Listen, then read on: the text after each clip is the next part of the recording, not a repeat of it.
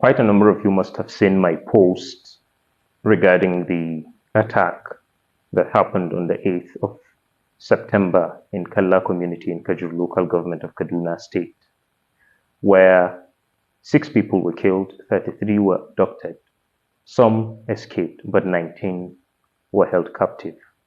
They are still in captivity, they have not been released, and nobody is talking about it. Thursday last week, 3rd of October, another community in the same local government called Ongwaku was attacked. 1 man was killed, 2 were seriously injured, and 17 were abducted again. These people do what they want to do, at their will, at their discretion, and nobody does anything about it. There is a greater chance someone like me could get arrested for possibly spreading what they refer to as false information, especially that aspect where they don't want us to say the attackers are Fulani militia or the attackers are Muslims, and most importantly, they are jihadists. Nobody should say that. We should just see them as criminals. After all, it happens in other places. It may sound as if it's objective, but I think it's pathetic because it's a marker of the deadening of humanity, that it's okay for you to look at people or women who have been widowed, of children who have been orphaned, or men who have been forced to watch unspeakable things done to members of their families and say, it happens in other places. Why are you trying to make your own case different? I want to specially appreciate Christian Emergency Alliance and many people who have helped, especially in reaching out to Kalla community. And more help is needed because those people are still in captivity. And just last Thursday, 17 more were taken from the same local government. It doesn't have to be 400 people, 100 people, 70 people, an entire community burnt down, like it has happened in southern Kaduna, in Benue, on the plateau, and different parts of the Middle Belt before it makes the rounds. Simply because it's not on mainstream media does not mean it has stopped. Even if it's just one person, it's painful. That would be a mother or a daughter, a father or a son, a brother or a sister. If you've got conscience, I want to appeal to you. You could help, either by your resources, either by your advocacy, or if you are in circles where you could make this reality known to people. Because it seems it's not a problem of the government. The church is not doing much, and our mainstream media is already at home with it. It seems without good people coming up to help these vulnerable Christian communities, these jihadists will do whatever they want and they will still live in the forests of this country and nobody does anything about it. Let us not allow it to be our new reality. Quite a number of It is, my brother, unfortunately. And that is one of the things you have to kind of like one disgusting thing that you have to realize about the elite of Nigeria. They love to keep that away from everyone, right? And the people on their own, many communities have been destroyed by these Fulani terrorists, as well as the Boko Haram terrorists. Or what has the elite in Nigeria, what have they done? They've milked it. They've turned it into a money-making machine for themselves. It has become an industry, not in an effort to rebuild those communities or return those people back to their homes. They've turned them into commodities that everyone is just cashing out on every now and then. And how does their mind work? Ha ha ha ha. They will do it again. Remember this man. Your views on the performance so far of the APC at the center. Okay, let me start by saying, Oh, really? I'm talking about the welfare of the people. What are your views? I am not too happy. That's Okay. my view. Yeah, and why are you not too happy? At this age, I expect that the issue of hunger, Yes. the issue of employment, the issue of security, both physical and social, will not be what we'll be grappling about today. Unfortunately, that is our situation. You contributed to the leadership that we have. Do you have any regrets? Do I have any regrets? Yes. Will I also have fair? Yes. Okay, so let me ask you, if you wanted to do it all over again, Yeah. would you have aided in the coming on this government at the municipal, subnational, and what else? If I need to do it again, I will do it again. The same way. Yeah. And the reason for that is people get the type of government they desire. When people take 10,000 for 4 years, who do you blame? The giver or the taker? Who do you blame? If the taker is so senseless and so cheap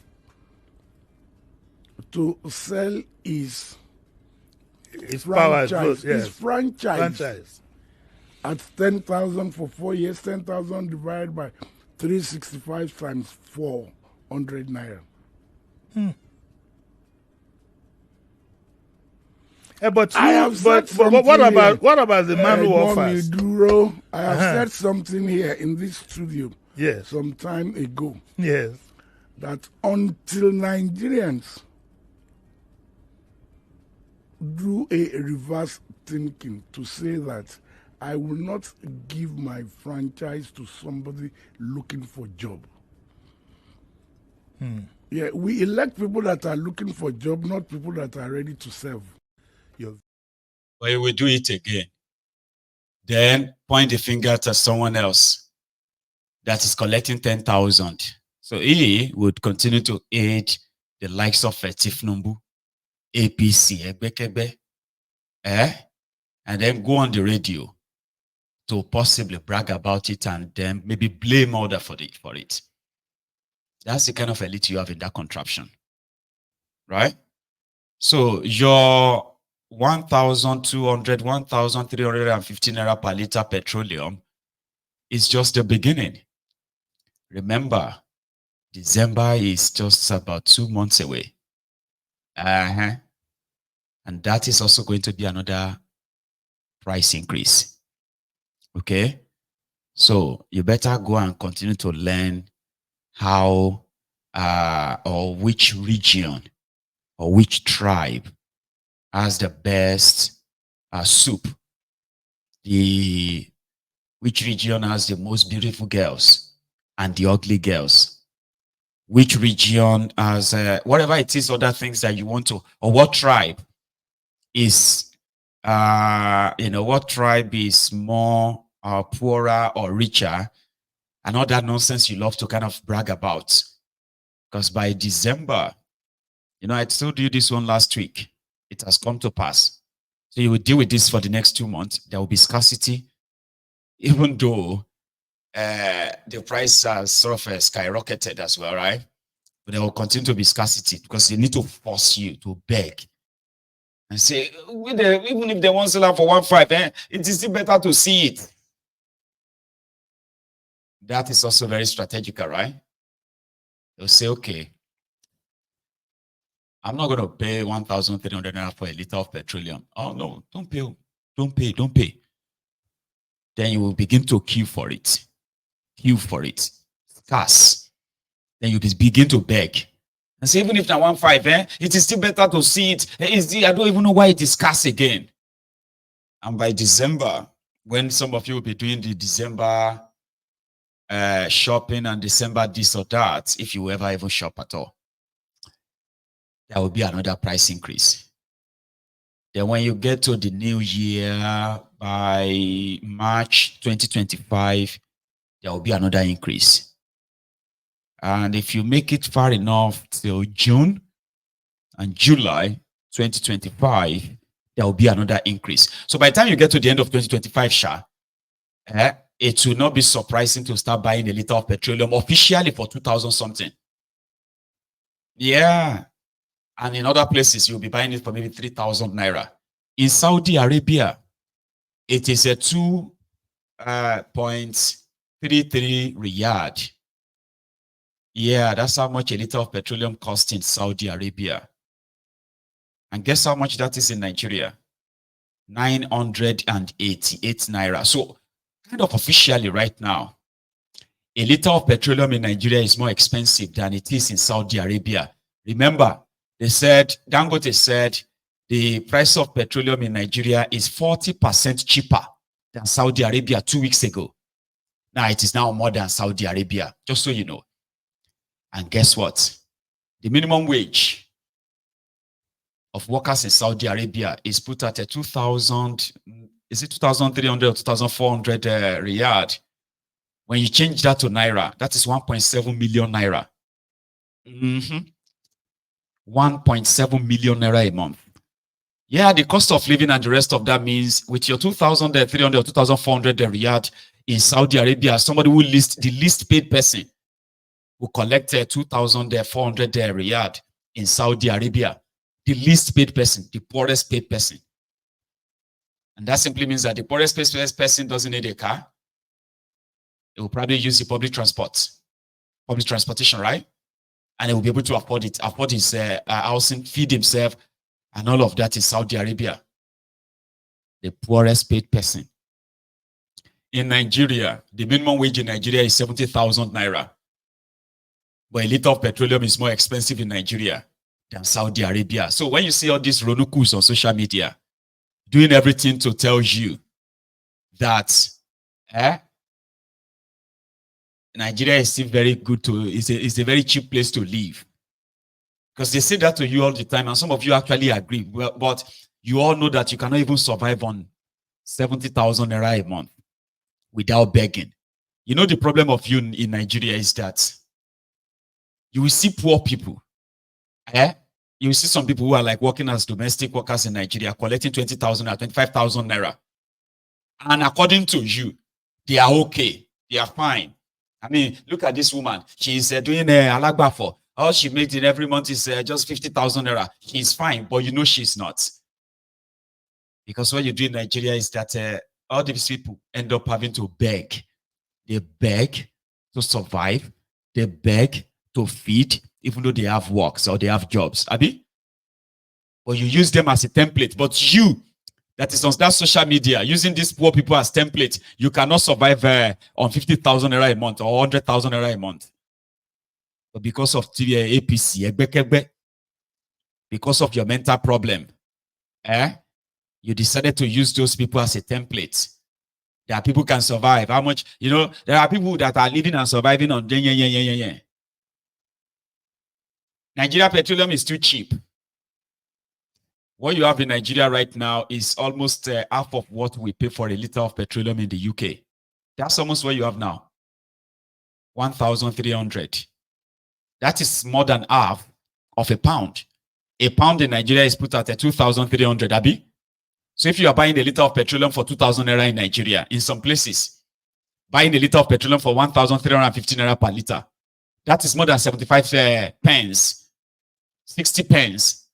Abi, a liter of petroleum in the UK is put at £1.30, £1.35. So if you are paying 2,000 Naira per liter in Nigeria, in a place where your monthly salary or your, what do you call it?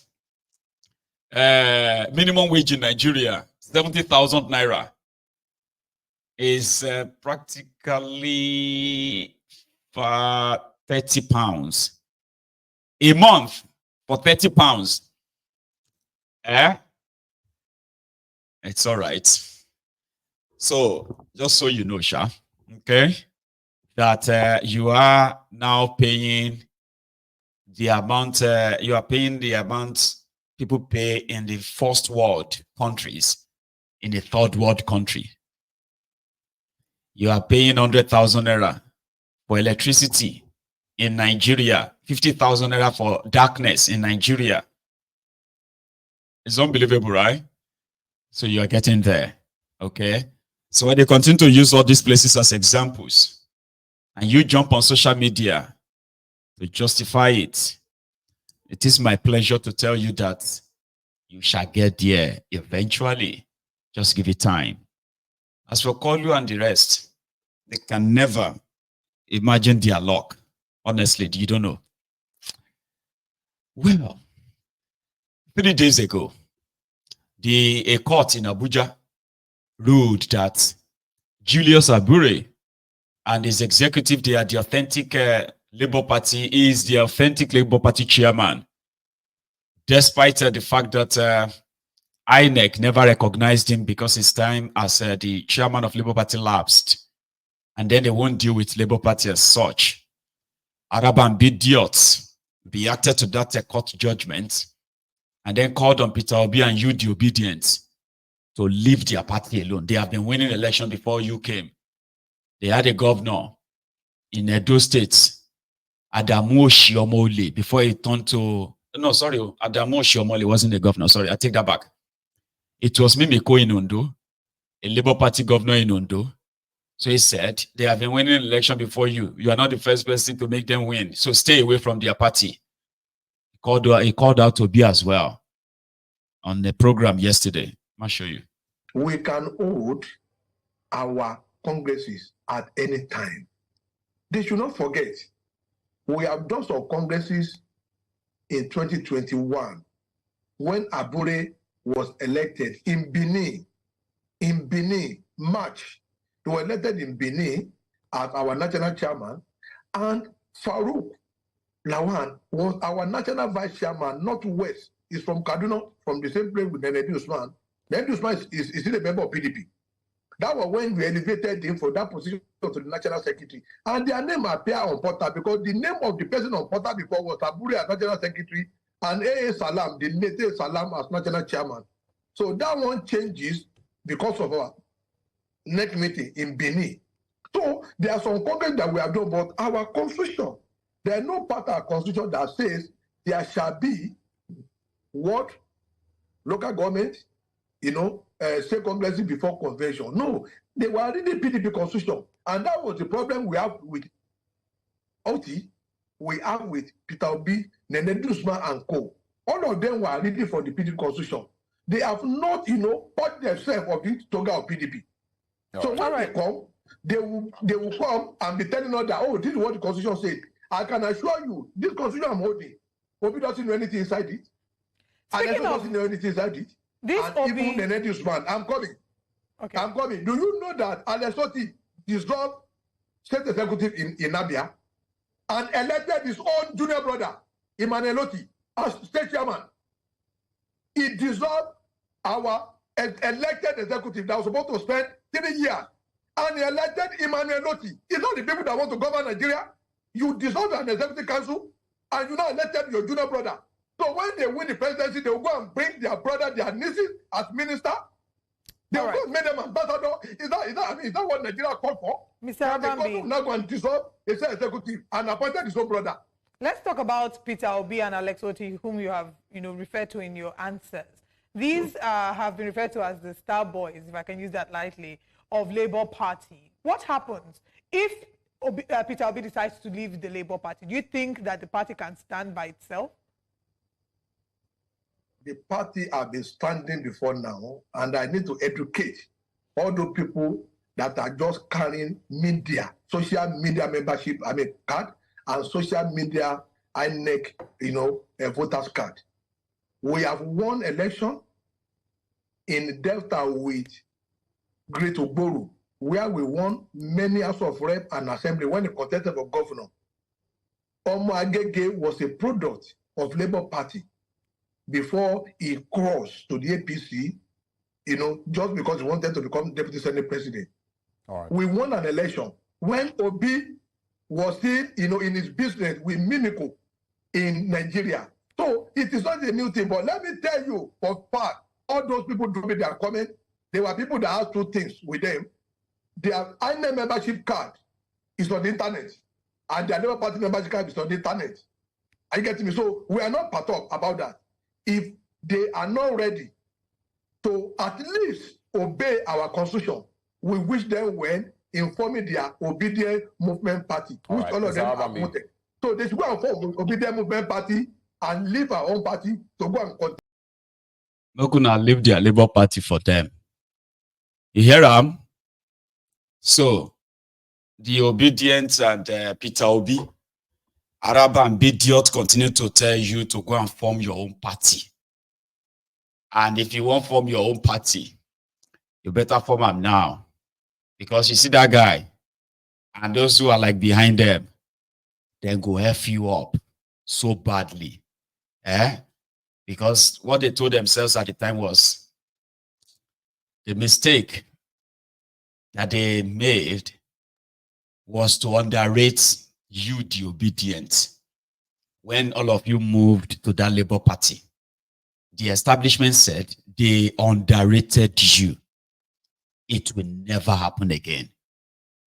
Including how Alex Otti became a governor in Abia.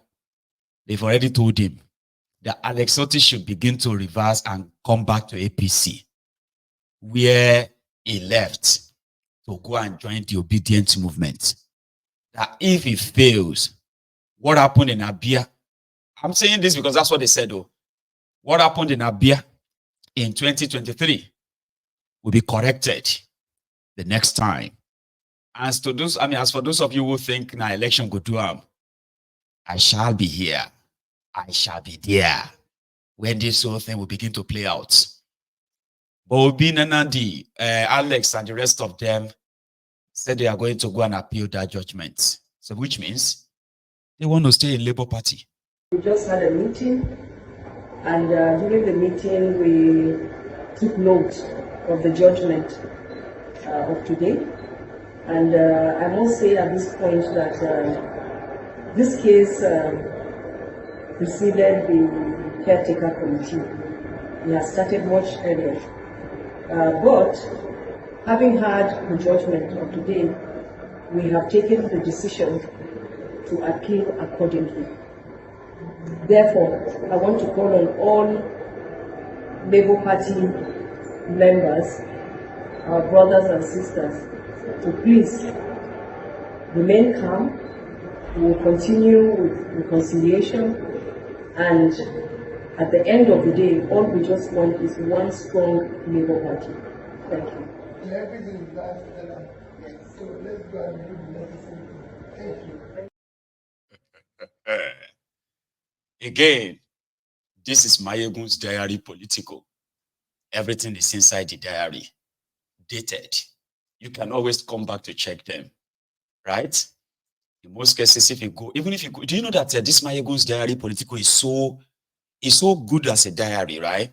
That there are some keywords, okay? If you go on Google, okay, and you say you want to remember a story about something in 2021 or 2022, and you just can't remember how the whole thing went, just pick some keywords, type it into Google, add Mayegun's diary to it.